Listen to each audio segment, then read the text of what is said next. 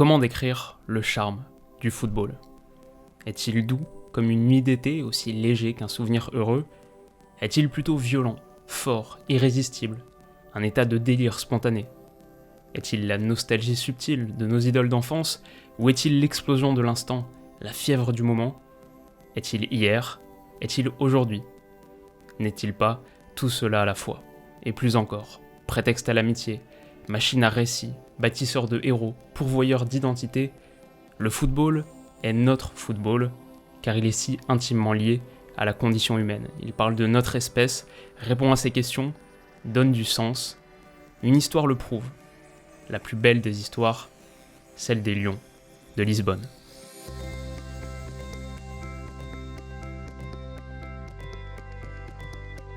Yo les amis, j'espère que vous allez tous très bien et je suis particulièrement heureux de vous retrouver aujourd'hui pour une nouvelle analyse puisqu'on va remonter un petit peu le temps et s'intéresser effectivement au Celtic Glasgow de 1967, les célèbres Lions de Lisbonne. Alors l'histoire elle commence à peu près au début des années 60 avec le coach de la réserve du Celtic, Jock Stein, qui malgré de belles promesses, malgré un avenir brillant, voit sa progression interrompue par le chairman Robert Kelly, pour lequel il n'est pas question qu'un protestant devienne l'entraîneur du plus grand club catholique d'Europe, mais en foot, peut-être plus qu'ailleurs encore, les principes d'hier ont tendance à capituler assez vite devant l'exigence de résultats 5 ans plus tard. Après 8 saisons sans trophée, Kelly se rend à l'évidence et rappelle Stein, il a bien fait. Sous son management, les Boys ont immédiatement remporté la Coupe d'Écosse 65, puis le titre en 66 avec 2 points d'avance sur les Rangers. Ils disputeront donc, pour la première fois de leur histoire, la Coupe d'Europe des clubs champions en 1967. Et alors bien sûr à l'époque la C1 c'est une compétition assez jeune, c'est seulement sa 12e édition, mais la passion qui l'entoure est déjà très forte et ses vainqueurs d'ailleurs sont légendaires. Il y a d'abord le grand Real Madrid, tenant du titre, qui s'est adjugé les 5 premières coupes à la fin des années 50, puis la 6e quelques mois plus tôt. Il y a ensuite le Benfica et sa panthère noire Eusebio, 4 fois finaliste, 2 fois vainqueur, le Milan AC de Cesare Maldini et Gianni Rivera, enfin, et surtout peut-être, il y a l'Inter, rugueux et glacial, mené par Elinho Herrera, double champion en 64 et 65, grâce à son catenaccio impénétrable. Alors dans ce monde latin et dans cette cour des très grands, le Celtic va arriver sur la pointe des pieds, mais ce sont des pointes de danseurs. Gracieux et étincelants contre Zurich, battus 5-0, ils impressionnent les Nantais au prochain tour, qui balayés 6-2 et bluffés par le dribbleur Jimmy Johnstone s'écrit « Défendre contre Jinky, c'est comme essayer d'attacher une vague au sable ». En quart, il renverse les Yougoslaves du Vojvodina Novi Sad grâce à un but dans le temps additionnel de Billy McNeil. En demi, ils ne font qu'une bouchée du Dukla Prague. Le Celtic est en finale, mais leur parcours flamboyant va désormais connaître un sommet formidable, car à Lisbonne, ils affronteront l'Inter.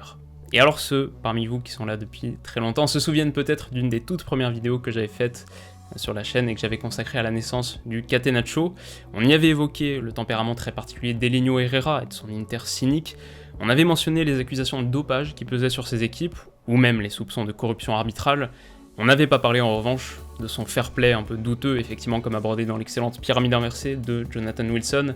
Après s'être rendu à Glasgow, superviser le Celtic en vue de la finale, et avoir proposé à Jock Stein de l'accompagner au retour pour assister au match de l'Inter contre la Juve, Herrera retire son invitation, prétextant un avion trop étroit, et les billets de match promis, eux, ne verront jamais le jour. Prudent, Jock Stein n'avait pas annulé son propre vol et accédera au stade en feignant d'être un journaliste, mais le message est clair, et disons grosso modo qu'on a une époque où l'Inter, qui est pourtant initialement fondée sur des principes d'amour fraternel, d'ouverture au monde, l'Inter passe un peu pour le grand antagoniste d'une planète foot polluée par son style de jeu négatif et brutal. C'est d'ailleurs dans cet esprit que Kenneth Wolstenstone introduit la finale.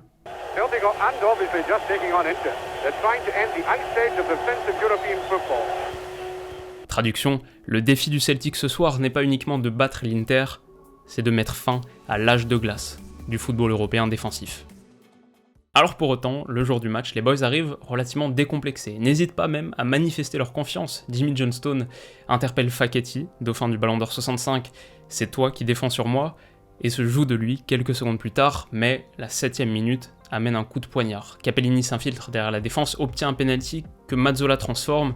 C'est le scénario catastrophe, a fortiori contre une équipe réputée pour sa solidité. D'ailleurs, Herrera l'avait annoncé en conférence de presse, « Je ne crois pas que le Celtic nous battra, nous n'avons besoin que d'un but ». Mais ils auront surtout besoin d'un Giuliano Sarti au sommet de son art, qui voit déferler devant ses cages des vagues écossaises, qui est sauvé par ses montants à 3 reprises, et si les Nerazzurri résistent sans rompre, c'est au prix d'une rencontre à sens unique. En 90 minutes, les Boys tirent 42 fois au but, les Italiens à 5 reprises. Le Celtic obtiendra 10 corners, 0 pour l'Inter. À la mi-temps, les hommes d'Herrera ont protégé leur avantage, mais le défenseur Tarcisio Burgnish parlera plus tard d'un vestiaire épuisé, incapable de réagir, se sachant condamné, et à l'heure de jeu passée, comme un symbole quelque part de l'approche ultra-offensive qui est prônée par Jock Stein, c'est Jim Craig, latéral droit, qui décale Tommy Gemmel, latéral gauche. Il accroche la lucarne. Lisbonne, acquis à la cause du beau football, explose. C'est le but le plus important de l'histoire du Celtic, car le second, 20 minutes plus tard, est inévitable, et quand Stevie Chalmers prolonge le tir de Murdoch, l'Inter abdique. Premier champion d'Europe britannique de l'histoire, les Boys entrent dans la légende pour ne jamais en sortir. Alors maintenant, la question intéressante, c'est pourquoi est-ce que cette finale est devenue à ce point un mythe? Comment expliquer les mots de Bill Shankly à Jock Stein dans le vestiaire « Tu es maintenant immortel » ou ceux de Sir Alex Ferguson en 2017 « Lisbonne est le plus grand exploit de l'histoire du football ». Au-delà du bonheur de remporter un trophée, bien sûr, pourquoi une tribune du Celtic Park porte-t-elle le nom des Lions?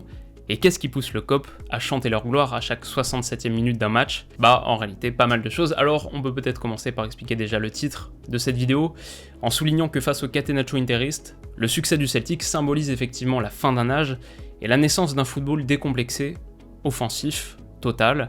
Le chemin vers la victoire n'est plus celui de la prudence, mais du spectacle, et le travail tactique cesse d'être l'apanage de la défense, et les combinaisons qu'invente Jock Stein l'illustrent. Au lendemain de Lisbonne, il y a la sensation que le foot a changé, et quelque part a été sauvé par cette équipe moderne, enthousiasmante. Ça c'est le premier point.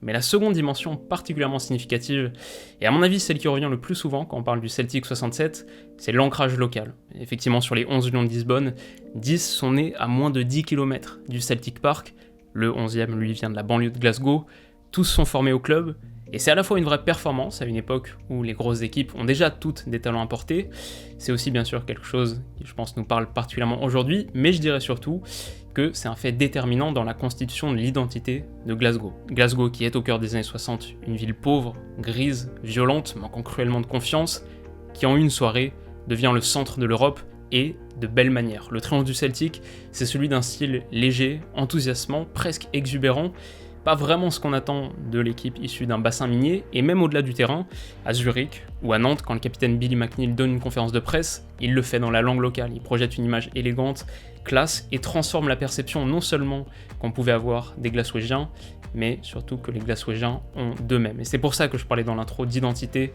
de sens. À bien des égards, les Lions de Lisbonne vont infléchir les circuits mentaux d'un peuple autrefois à la marche du bonheur. 1967, c'est aussi l'année du Summer of Love. Les temps changent et Glasgow trouve sa voie. Donc voilà les amis, en réalité il y a encore plein de choses à dire à propos de cette histoire, mais on pouvait pas tout dire, alors ce que je vais faire c'est que je vais vous mettre en commentaire épinglé sous la vidéo une petite synthèse des meilleures anecdotes que j'ai pas pu évoquer ici, un peu de lecture bonus pour ceux que ça intéresse, parce que pour l'instant du coup nous on va en rester là. J'espère vraiment que ça vous aura plu, ces sujets historiques je dirais que c'est pour moi un peu les racines de la chaîne, et récemment on n'en a pas beaucoup fait. C'était pas une question de volonté, je crois que simplement grosse actualité, le retour de la Ligue des Champions, voilà, tout ça a un petit peu pris le dessus, mais ce qui est certain, c'est qu'on s'arrêtera jamais de traiter ces sujets historiques, thématiques, pour la bonne et simple raison que j'adore le faire. Donc voilà, si ça vous a au moins un peu plu, n'hésitez pas à mettre un petit pouce bleu. Comme vous le savez, c'est pas seulement une question d'encouragement, c'est que c'est aussi très utile, on va dire que ça aide, ça a une utilité algorithmique, ça aide à pousser mes vidéos auprès de personnes qui connaissent pas encore la chaîne, sur les différentes pages d'accueil de YouTube, etc. Bref, c'est très utile, n'hésitez pas. Aujourd'hui, je me suis dit, pas de message particulièrement incitatif pour vous abonner, même si en réalité ça aura peut-être cet effet, mais je voulais surtout remercier ceux qui sont déjà abonnés. Donc sur la chaîne, on est aujourd'hui 367 000. Voilà, certains qui sont là depuis des années, d'autres depuis quelques jours, mais grosso modo c'est extraordinaire. Moi ça fait, ce week-end là, ça va faire pile 3 ans jour pour jour que je fais YouTube, et voilà, c'est grâce à votre soutien, c'est grâce au fait que vous regardez mes vidéos qu'on peut vivre cette aventure, et que je vis personnellement ce que je considère comme étant une aventure géniale, le plus beau moment de ma vie, la plus belle période, c'est sûr et certain. Donc voilà, je voulais vous remercier pour tout ça, et j'espère que vous serez là encore longtemps. Du coup, d'ici la prochaine, très vite, je vous souhaite de passer comme d'habitude une excellente soirée, prenez soin de vous et de vos proches surtout. On se dit à bientôt, bisous.